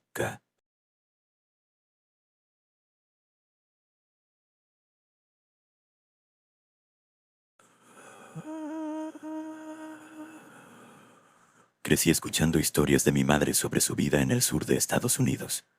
A menudo hablaba de su infancia con un aire nostálgico, describiendo los campos abiertos, las largas tardes de verano y la sensación de comunidad que reinaba en la pequeña ciudad rural donde vivían. Siempre me pareció un lugar casi mágico, lleno de simplicidad y tranquilidad, un mundo muy diferente del mío. Mi madre hablaba de su hermano mayor, David, como alguien encantador y despreocupado, siempre listo para una broma o para defender a quien lo necesitara. Pero había un vacío en esas historias, una sombra que nunca llegaba a ser completamente explicada. Sabía desde muy joven que David había muerto joven, en sus primeros 20 años. Mi madre siempre decía que había sido un accidente extraño, una bala perdida que atravesó la ventana de la casa y lo mató. Era una explicación tan casual que nunca pensé en cuestionarla. Vivíamos en una zona rural también, y aunque nunca había escuchado de alguien muriendo por una bala perdida, acepté la historia porque venía de mi madre, y de alguna manera tenía sentido en el contexto que me presentaba. Pasaron los años, y un día cuando tenía 16 años, ocurrió algo que sacudió los cimientos de esa versión de la historia que había aceptado sin preguntas. Mi abuelo, el padre de mi madre, falleció, y la familia comenzó a dividir las pertenencias que él había dejado atrás. En su colección de recuerdos, encontré una vieja espada de oficial de la Guerra de Corea. Era un arma impresionante, con una hoja afilada y un mango tallado, que hablaba de otra época, de honor y guerra. Cuando la vi me sentí atraído por ella, como si contuviera una parte de la historia de mi familia que quería descubrir. Llevé la espada a casa, orgulloso de mi nueva herencia, pero la reacción de mi madre fue inesperada. En lugar de compartir mi entusiasmo, se asustó visiblemente. Su rostro se tensó y su voz adquirió un tono que nunca antes había escuchado en ella. «Es demasiado peligrosa para mantenerla», me dijo. «Deberíamos venderla o conseguir una caja fuerte para guardarla». Su reacción me desconcertó. No entendía por qué una espada antigua, que probablemente había estado en la familia por décadas, la afectaba tanto. Había algo más detrás de sus palabras, algo que ella no estaba dispuesta a compartir. Intrigado, decidí preguntarle a mi papá sobre la espada. Pensé que tal vez él podría ofrecer alguna explicación que mi madre no estaba dispuesta a dar. Pero cuando le mencioné la espada vi algo en su rostro que me inquietó profundamente. Una expresión de tristeza y dolor cruzó sus ojos, y en ese momento supe que había algo más en la historia de David, algo que había permanecido oculto durante todos esos años. Después de un largo silencio, mi papá finalmente me contó la verdad. No había ninguna bala perdida, ningún accidente extraño. David había sido brutalmente asesinado en la década de 1980. Al parecer, se había involucrado con algunos traficantes de drogas en un intento de ganar algo de dinero extra. Era joven, ambicioso, y como muchos en esa edad, creía que podía manejar cualquier situación en la que se metiera. Pero el mundo en el que se había involucrado era mucho más oscuro y peligroso de lo que él había anticipado. Los traficantes, según me contó mi papá, pensaron que David los había delatado, que de alguna manera había dado información que llevó a la policía a desbaratar uno de sus grandes tratos. Fue una sospecha fatal. No tengo idea de por qué decidieron usar una espada para matarlo, pero lo hicieron. Quizás fue una especie de mensaje, algo para infundir terror y demostrar su poder. Lo que sí sé es que la muerte de David fue cruel y violenta, y dejó una marca indeleble en mi madre. Lo que más me impactó fue saber que mi madre había tenido que identificar el cuerpo. Durante todos esos años, había llevado consigo el peso de esa experiencia, el dolor de haber visto a su hermano en un estado tan terrible, y de haber tenido que fingir que todo había sido un accidente, para protegerme a mí, y quizás a ella misma del horror de la verdad. Me enteré de todo esto cuando tenía 16 años, una edad en la que ya estaba empezando a ver el mundo con más matices, pero aún así, era difícil procesar una realidad tan brutal. Mi madre nunca lo reconoció directamente hasta años después. Seguía manteniendo la fachada de que había sido un accidente, tal vez porque esa historia le permitía mantener una cierta distancia emocional de la verdad.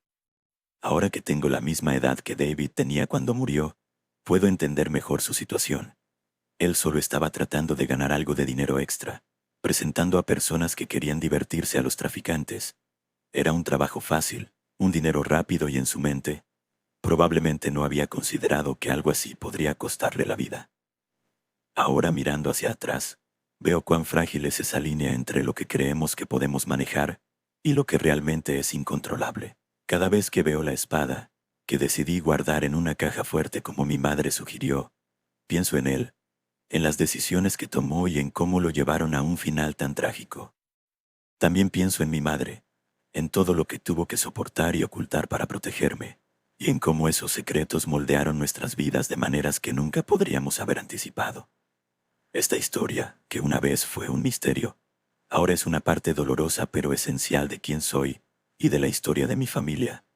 Y aunque desearía que las cosas hubieran sido diferentes, entiendo que todos llevamos nuestras propias cargas, nuestros propios secretos, y que a veces lo mejor que podemos hacer es enfrentarlos y aprender a vivir con ellos.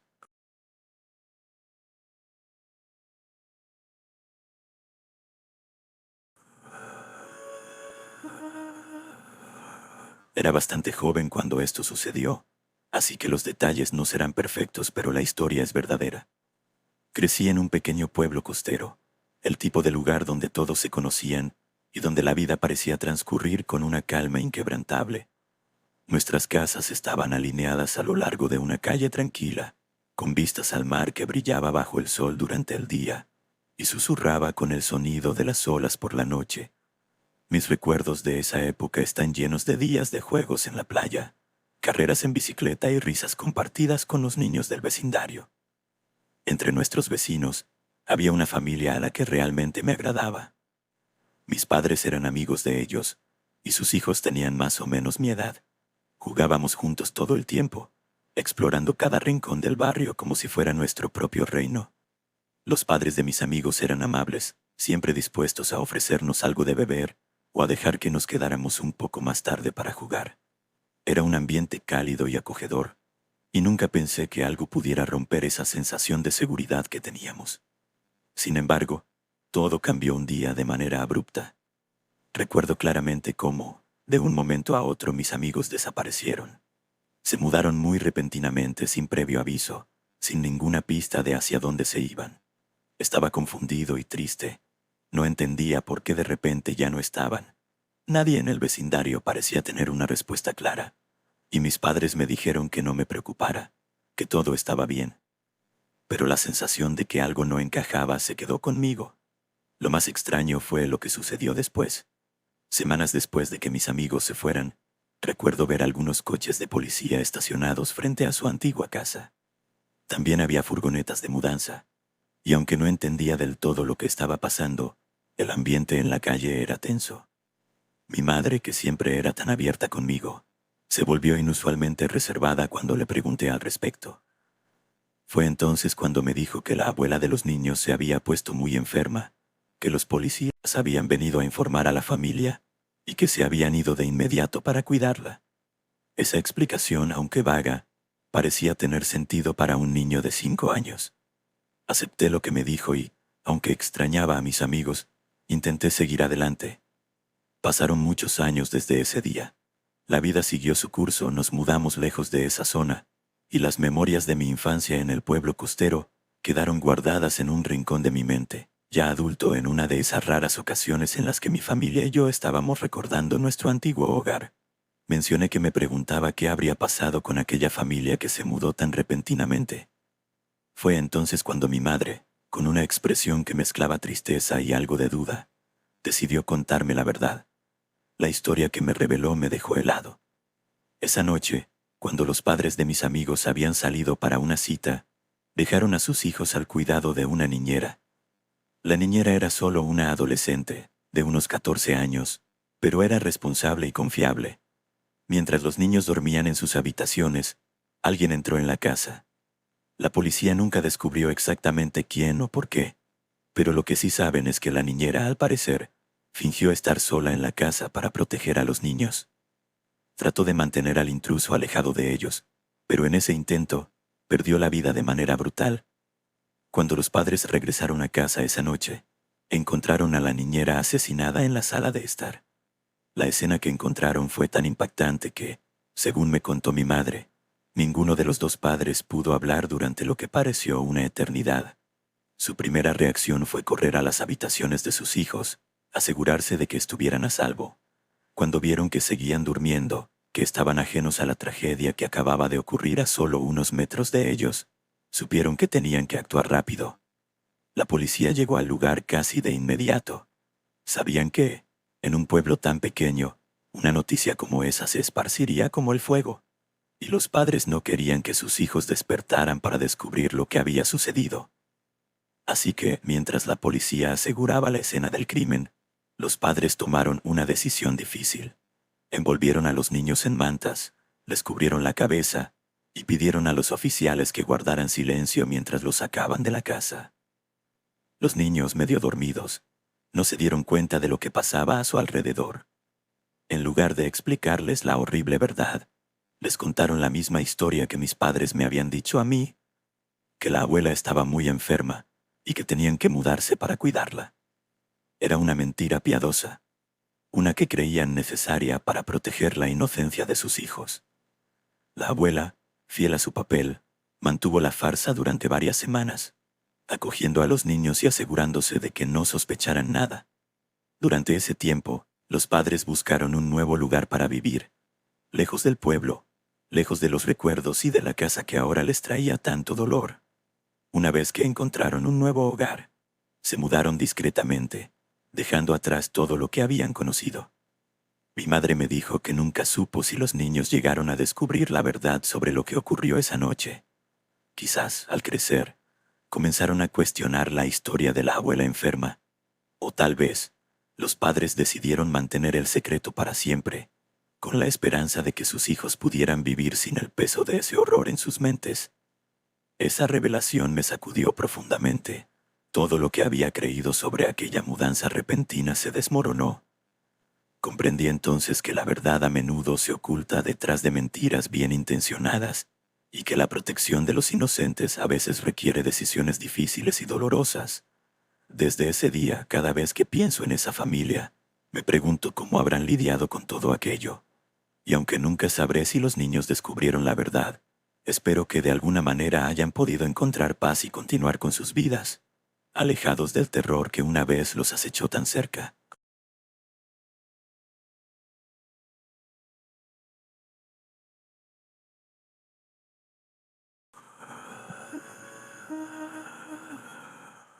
Mi familia siempre ha estado rodeada de historias sorprendentes, de esas que te hacen cuestionar la delgada línea entre la realidad y la leyenda.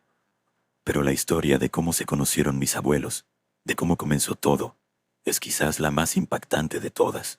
Es una historia que he escuchado en fragmentos a lo largo de los años, una mezcla de susurros y revelaciones a medias, pero cada detalle que he ido descubriendo la hace más fascinante y compleja. Mi abuelo tenía solo 15 años cuando tomó la decisión que cambiaría su vida y la de mi abuela para siempre. Era un muchacho joven, fuerte y decidido, con una voluntad de hierro que lo hacía destacar entre los demás en su pequeño pueblo. A esa edad, la mayoría de los chicos están ocupados soñando con sus futuros, con la posibilidad de aventuras y amores juveniles. Pero mi abuelo, en cambio, tenía una obsesión que lo consumía: sacar a mi abuela del convento en el que vivía. Mi abuela, apenas un año menor que él, había sido enviada a ese convento después de quedar huérfana. No sabía nada de su familia, ni siquiera tenía un apellido que pudiera rastrear. Para ella, el convento era tanto un refugio como una prisión, un lugar donde había encontrado consuelo en la rutina diaria, pero también un lugar donde se sentía atrapada, sin un verdadero hogar al que pertenecer. Según me contaron, mi abuelo la había visto por primera vez cuando él ayudaba en las labores del convento. Los chicos del pueblo a veces eran reclutados para realizar trabajos pesados, y fue en una de esas ocasiones que sus caminos se cruzaron. Mi abuelo quedó prendado de mi abuela desde el primer momento, y aunque nunca intercambiaron una palabra durante esos primeros encuentros, él decidió que no iba a dejar que ella pasara su vida encerrada en ese lugar. La historia de cómo la rescató, o más precisamente la secuestró, es casi increíble, digna de una novela. Una noche, bajo la oscuridad y el silencio que solo se encuentra en los pueblos pequeños, mi abuelo llegó al convento. Sabía exactamente qué ventana era la de su habitación, ya que la había observado con paciencia durante días. Con una mezcla de audacia e ingenuidad, escaló las paredes de piedra, evitando a los pocos guardias que protegían el lugar. Mi abuela, que por aquel entonces tenía 14 años, lo miró con una mezcla de sorpresa y miedo cuando la despertó suavemente. No habían hablado nunca antes, pero él le susurró que había venido a llevarla con él, lejos de la vida que le había sido impuesta. Aunque cualquier otra chica podría haber gritado o resistido, ella, huérfana y sola en el mundo, vio en mi abuelo una oportunidad de libertad, una salida hacia lo desconocido que, por alguna razón, parecía más atractiva que quedarse en el convento. Huyeron juntos esa noche, atravesando los campos bajo la luz de la luna. Nadie los vio partir, y cuando el sol salió, ya estaban lejos del convento. Lo más asombroso de esta historia es que, al día siguiente, nadie se molestó en buscarlos. Mi abuela era una huérfana, una niña sin nombre ni familia, y para las monjas del convento, su desaparición fue un asunto que prefirieron dejar en el olvido. Tal vez fue más fácil así, evitar el escándalo y la culpa de haber perdido a una de sus pupilas. Se establecieron en un pequeño pueblo aún más remoto, donde nadie hacía demasiadas preguntas. La vida de mis abuelos desde ese momento estuvo marcada por el trabajo duro y la dedicación mutua. Con el tiempo tuvieron 16 hijos, cada uno más resiliente que el anterior, criados en un hogar lleno de amor y disciplina. Mi abuelo trabajaba de sol a sol, y mi abuela, aunque nunca tuvo la educación formal que se le habría dado en el convento, se convirtió en una mujer sabia, fuerte y profundamente devota a su familia. Siempre me ha fascinado pensar en cómo dos personas tan jóvenes pudieron tomar una decisión tan radical, tan cargada de incertidumbre, y construir una vida juntos a partir de nada.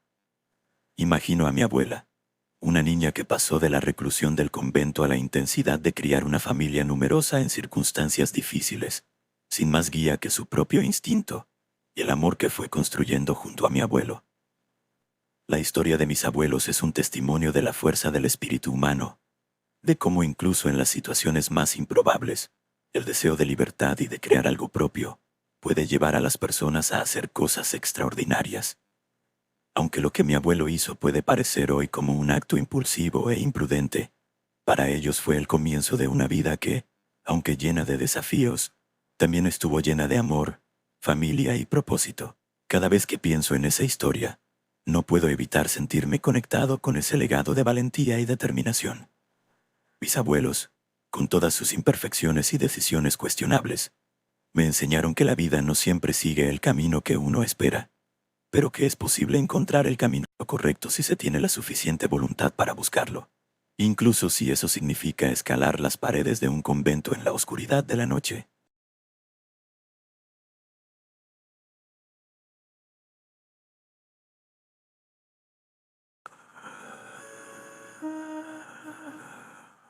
Hay historias en las familias que se mantienen ocultas durante años, enterradas bajo capas de silencio y secreto. A veces, esas historias salen a la luz de manera inesperada, y cuando lo hacen, revelan verdades que cambian la forma en que entendemos nuestro propio pasado. La historia de mi tío, que en realidad era mi primo, es una de esas verdades que emergen para redefinir la historia familiar. Crecí creyendo que mi tío era, bueno, simplemente mi tío. Era un hombre cariñoso y dedicado a alguien que siempre estuvo presente en las reuniones familiares, que me enseñó a montar en bicicleta y que tenía una risa contagiosa que iluminaba cualquier habitación. Para mí, él era el hermano menor de mi madre, el tío que todos los niños desean tener. Nunca tuve razones para pensar que había algo inusual en su lugar dentro de nuestra familia. Pero como ocurre con muchas cosas, la verdad no era tan simple. Fue durante una conversación familiar que, ya siendo adulto, descubrí la historia completa. Recuerdo cómo estábamos sentados alrededor de la mesa, compartiendo recuerdos y risas, cuando alguien mencionó algo sobre el pasado de mi tío que no cuadraba con lo que siempre había sabido. Fue un comentario casual pero lo suficientemente revelador como para que mi curiosidad se despertara. Decidí preguntarle a mi madre más tarde, en privado, y fue entonces cuando ella me contó la historia. Mi tío, como siempre lo había llamado, en realidad era mi primo. Nació como el primer hijo de mi tía, la hermana mayor de mi madre. En aquel entonces mi tía era joven y enfrentaba muchas dificultades. A pesar de las circunstancias, trató de darle lo mejor a su hijo. Pero la tragedia golpeó de manera inesperada. Cuando él era solo un bebé, fue secuestrado. El secuestro fue un golpe devastador para la familia. Las autoridades buscaron incansablemente, pero durante un año entero, no hubo ni rastro del bebé. Mi tía, ya frágil emocionalmente, comenzó a derrumbarse bajo el peso del dolor y la desesperación. La familia trató de apoyarla, pero el vacío que dejó la desaparición de su hijo fue demasiado para ella. Ese año de incertidumbre y miedo cambió para siempre a todos los involucrados. Finalmente, contra todo pronóstico, el bebé fue encontrado. Lo habían devuelto, pero no era el mismo bebé que había desaparecido. Había crecido en circunstancias desconocidas, sin el amor y el cuidado que un niño debería recibir durante su primer año de vida. Cuando lo devolvieron a la familia, mi tía estaba irreconocible. El trauma del secuestro, combinado con la culpa y el dolor de haber perdido a su hijo durante tanto tiempo, la habían transformado. Cuando se enfrentó nuevamente a su hijo, mi tía no pudo soportar la idea de retomarlo en su vida. Ya no veía en él al bebé que había perdido, sino a un extraño que representaba todo el sufrimiento que había pasado. No podía manejar el peso emocional de criar a ese niño, y en un acto de desesperación, decidió que no podía ser su madre. Fue entonces cuando mis abuelos intervinieron. No podían permitir que el niño fuera abandonado o entregado a extraños. Decidieron adoptarlo como propio, darle un hogar lleno de amor y estabilidad que tanto necesitaba. Así legalmente se convirtió en mi tío, aunque en realidad era mi primo. Mis abuelos lo criaron como uno de sus hijos, y nunca hicieron distinciones entre él y los otros hermanos. Con el tiempo, la historia de su secuestro y regreso se desvaneció en los márgenes de la memoria familiar. Para todos los efectos, él era el hermano menor de mi madre, y nadie cuestionaba esa realidad. Mis abuelos le dieron todo lo que necesitaba, y él creció siendo un miembro querido de la familia. Sin embargo, saber la verdad le añadió una nueva capa a la relación que tenía con mi tío. Comprendí entonces por qué siempre había una cierta tristeza en sus ojos, una melancolía que no había notado cuando era niño. Mi madre me dijo que él nunca habló de esos primeros años, ni siquiera con ellos. Era un tema demasiado doloroso, algo que prefería dejar enterrado. Esta revelación también me hizo reflexionar sobre el papel de mi tía en todo esto. La decisión de no recuperar a su hijo debió ser devastadora para ella, y aunque a los ojos de algunos podría parecer egoísta o cruel, pude entender que era una elección nacida del trauma y el dolor, no de la indiferencia. Después de todo, el impacto de perder a un hijo, incluso por un corto tiempo, puede ser insuperable. Hoy, cuando pienso en mi tío, lo veo con nuevos ojos. Lo veo como alguien que, a pesar de un comienzo difícil y un destino incierto, encontró su lugar en nuestra familia y se convirtió en el hombre cariñoso que todos conocimos. La historia de su vida es un recordatorio de cómo las circunstancias más oscuras pueden dar paso a la luz, de cómo el amor y la compasión pueden transformar incluso las heridas más profundas. Y aunque siempre será mi tío, ahora sé que en su historia se entrelazan la tragedia y la redención, el dolor y la esperanza. Es una historia que, aunque oculta durante años, ahora forma una parte crucial del legado de nuestra familia.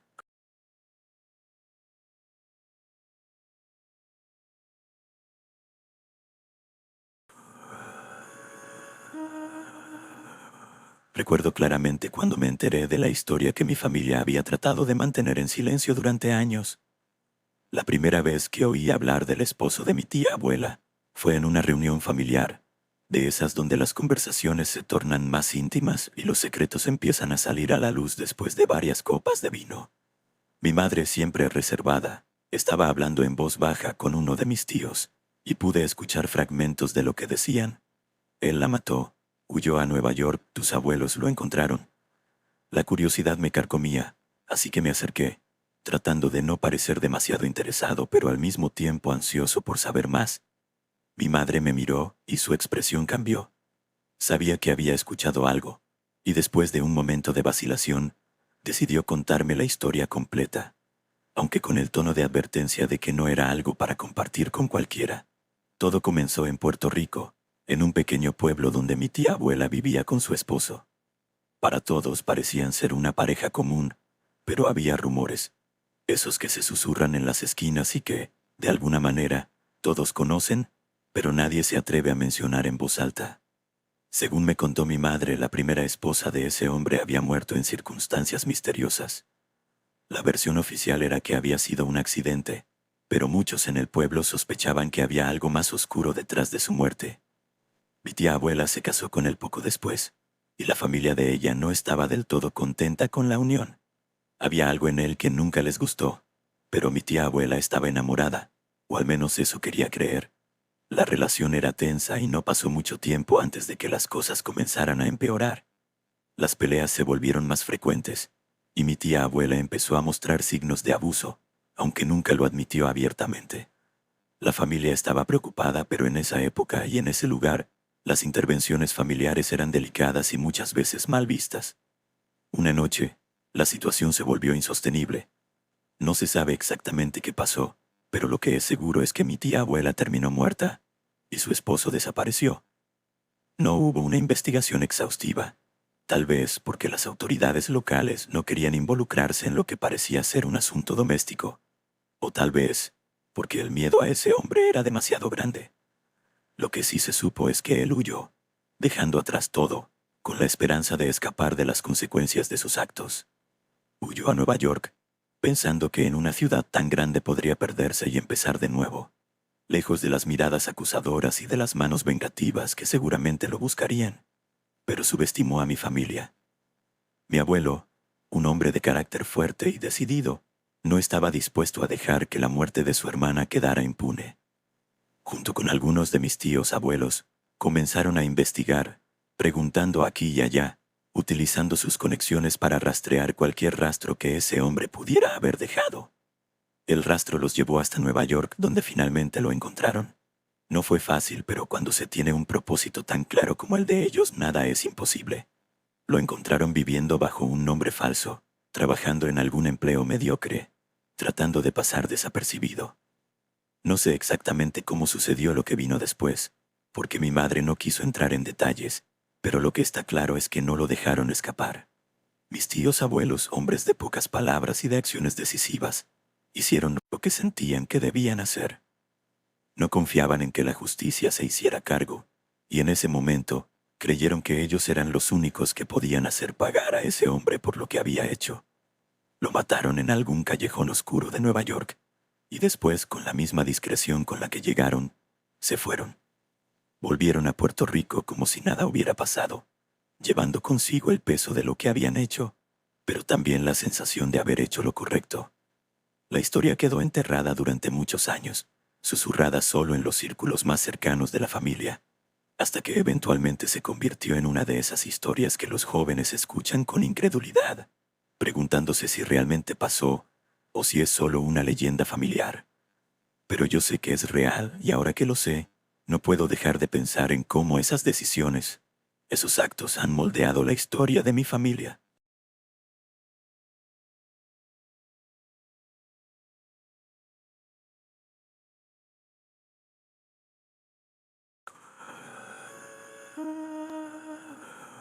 Crecí en una familia que a simple vista parecía como cualquier otra. Éramos tres hermanos, y yo, siendo el más joven, siempre miré con admiración a mis hermanos mayores. Ellos eran mis héroes, mis modelos a seguir. Recuerdo que, de niño, los veía como figuras casi míticas, capaces de cualquier cosa, siempre fuertes, siempre invencibles. Sin embargo, conforme fui creciendo, empecé a notar cambios en ellos que no comprendía del todo. Al principio eran cambios sutiles. Mis hermanos comenzaron a alejarse, a pasar más tiempo fuera de casa, rodeados de personas que no parecían ser las mejores influencias. Notaba que sus comportamientos se volvían erráticos, que sus ánimos fluctuaban de manera impredecible. A veces estaban eufóricos, hablando rápido y riendo sin razón aparente. Otras veces caían en una especie de apatía, como si el mundo ya no les interesara en lo más mínimo. Mis padres, especialmente mi padre, parecían lidiar con la situación de una manera extrañamente calmada. Mi madre, por otro lado, se mostraba preocupada, pero rara vez confrontaba a mi padre sobre lo que estaba pasando. Recuerdo escuchar discusiones a escondidas, fragmentos de conversaciones que hablaban de médicos, de tratamientos, pero nunca entendí del todo lo que ocurría. Mi padre siempre decía que mis hermanos eran rebeldes, que habían tomado malas decisiones, que no había mucho que se pudiera hacer salvo esperar que crecieran y entendieran el daño que se estaban haciendo a sí mismos. Durante años acepté esa explicación. Crecí pensando que mis hermanos habían elegido el camino de las drogas, que se habían dejado llevar por malas influencias, y eso me llenó de resentimiento. Sentía que me habían fallado, que no habían sido los hermanos mayores que necesitaba, aquellos que debían protegerme y guiarme. Me distancié de ellos, incapaz de entender cómo habían dejado que sus vidas se derrumbaran de esa manera. Mientras tanto, me aferré a mi padre. Él parecía ser el único que mantenía la compostura en medio de todo el caos. Era un hombre de principios, alguien que siempre había predicado con el ejemplo, y lo admiraba profundamente por ello. Sin embargo, todo cambió cuando años más tarde descubrí la verdad. No fue un descubrimiento repentino, sino un cúmulo de pequeñas revelaciones que poco a poco fueron desmoronando la imagen idealizada que tenía de mi padre. Todo comenzó cuando encontré viejos frascos de pastillas en el garaje. Eran botellas antiguas, cubiertas de polvo, pero con etiquetas que aún se podían leer. No entendía por qué esos frascos estaban allí, pero algo en mi interior me decía que no era algo bueno. Decidí investigar, comenzando por hacer preguntas a mi madre. Ella, con el tiempo, había ido suavizando su postura hacia mis hermanos, mostrándose más comprensiva y menos crítica. En una de nuestras conversaciones mencionó de pasada algo que me dejó helado. Mi padre había dado a mis hermanos pastillas cuando eran niños. Era algo que hacía para mantenerlos tranquilos, según ella. Al principio no comprendí la magnitud de lo que me estaba diciendo, pero cuanto más pensaba en ello, más siniestro se volvía. Confronté a mi madre con la poca información que había logrado reunir. Ella, inicialmente reacia, terminó por contarme lo que realmente había sucedido. Mi padre había comenzado a medicar a mis hermanos desde que tenían unos 10 años. Según él, lo hacía para ayudarlos a concentrarse, para controlar su energía excesiva. En realidad, lo que hacía era sedarlos, mantenerlos en un estado de obediencia y calma que, con el tiempo, se convirtió en una necesidad, una dependencia. Aquellas pastillas, que habían comenzado como un medio para controlar el comportamiento de mis hermanos, se convirtieron en la raíz de su adicción. Cuando crecieron y dejaron de recibir esas dosis de manera regular, buscaron alivio en otros lugares, en otras sustancias. No fue una elección libre, no fue una decisión tomada en un momento de debilidad, sino el resultado directo de años de manipulación por parte de mi padre, el hombre que yo había venerado y admirado. El resentimiento que había acumulado contra mis hermanos durante todos esos años se transformó en una profunda tristeza y un inmenso sentimiento de culpa. Había juzgado mal, había culpado a las víctimas sin siquiera entender la verdad. Y más que nada, me sentí traicionado. Traicionado por mi padre, a quien había visto como un pilar de rectitud y moralidad, solo para descubrir que detrás de esa fachada se ocultaba un hombre capaz de destruir a sus propios hijos para mantener el control. Desde ese momento, mi relación con mi padre cambió para siempre. Ya no podía mirarlo a los ojos sin sentir una mezcla de rabia y dolor. Me distancié de él, y aunque nunca confronté abiertamente lo que había hecho, nuestro vínculo se rompió de una manera que nunca pudo repararse. Mis hermanos, por su parte, continuaron luchando con sus demonios, pero al menos ahora entendía de dónde venían esos demonios, y traté de estar más cerca de ellos, de apoyarlos en lo que pudiera.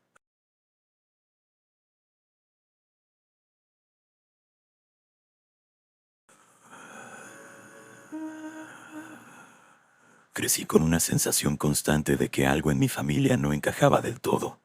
Había un silencio incómodo, una especie de sombra que parecía flotar sobre nosotros. Aunque nunca supe exactamente qué era lo que estaba mal, lo sentía en la forma en que mis padres evitaban ciertas conversaciones, en las miradas furtivas que compartían cuando creían que no los veía. Mi infancia estuvo marcada por esa incertidumbre, pero no fue hasta muchos años después que finalmente descubrí la verdad, y cuando lo hice todo encajó en su lugar de una manera que me dejó helado. Mis padres tuvieron 2 hijos antes de que yo naciera, pero yo nunca supe de ellos. De hecho, no supe nada de su existencia hasta que, años después, mi tía falleció y me dejó algunos de sus efectos personales. Entre sus cosas, encontré algo que cambiaría mi vida para siempre: los anuncios de nacimiento de esos 2 niños. Me quedé mirando esos papeles amarillentos, incapaz de comprender lo que estaba viendo. Eran hermanos que nunca conocí, nunca mencionados, como si hubieran sido borrados de la historia de nuestra familia. La revelación fue como un golpe. Sentí que el aire se escapaba de mis pulmones y una sensación de frío se extendió por mi cuerpo. Mi mente comenzó a girar en círculos, tratando de encontrar una explicación, pero la única que encontré fue demasiado oscura para asimilarla de inmediato. Sabía que mi madre había tenido problemas de salud mental, eso nunca fue un secreto.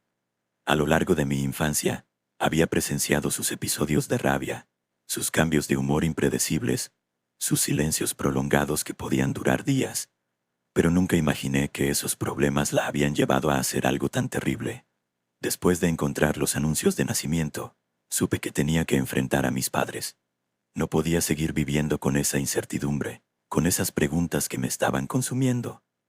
Recuerdo claramente el día en que los confronté.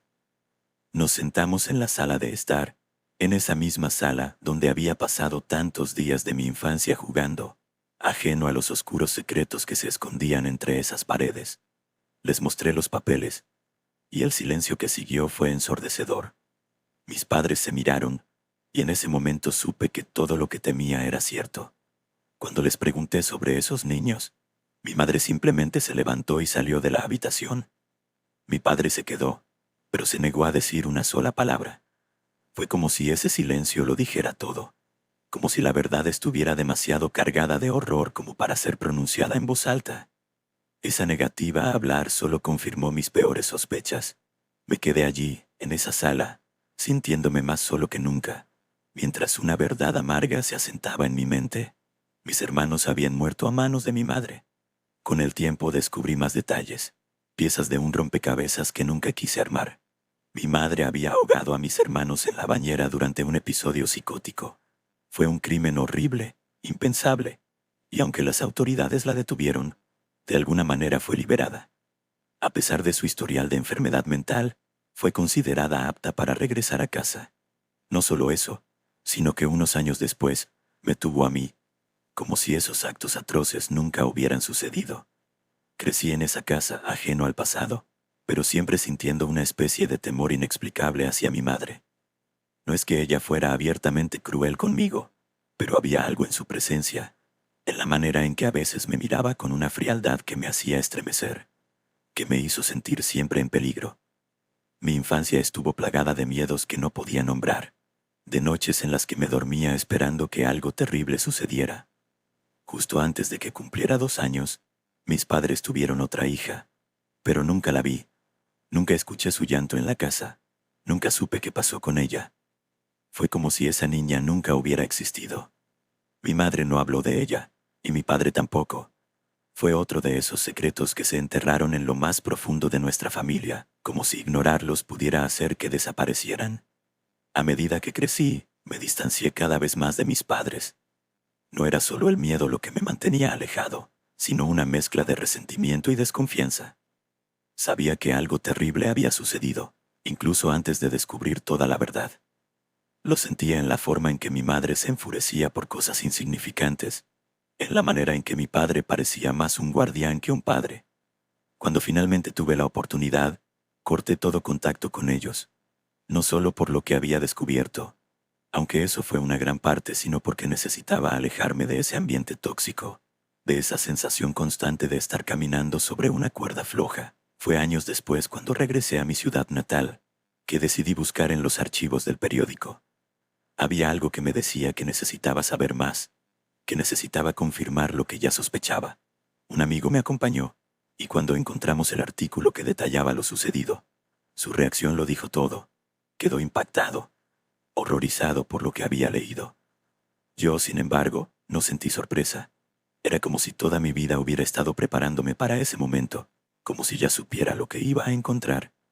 Mi madre había cometido un crimen horrible, y el hecho de que le permitieran tener más hijos después, de que le permitieran tenerme a mí, es algo que nunca podré entender.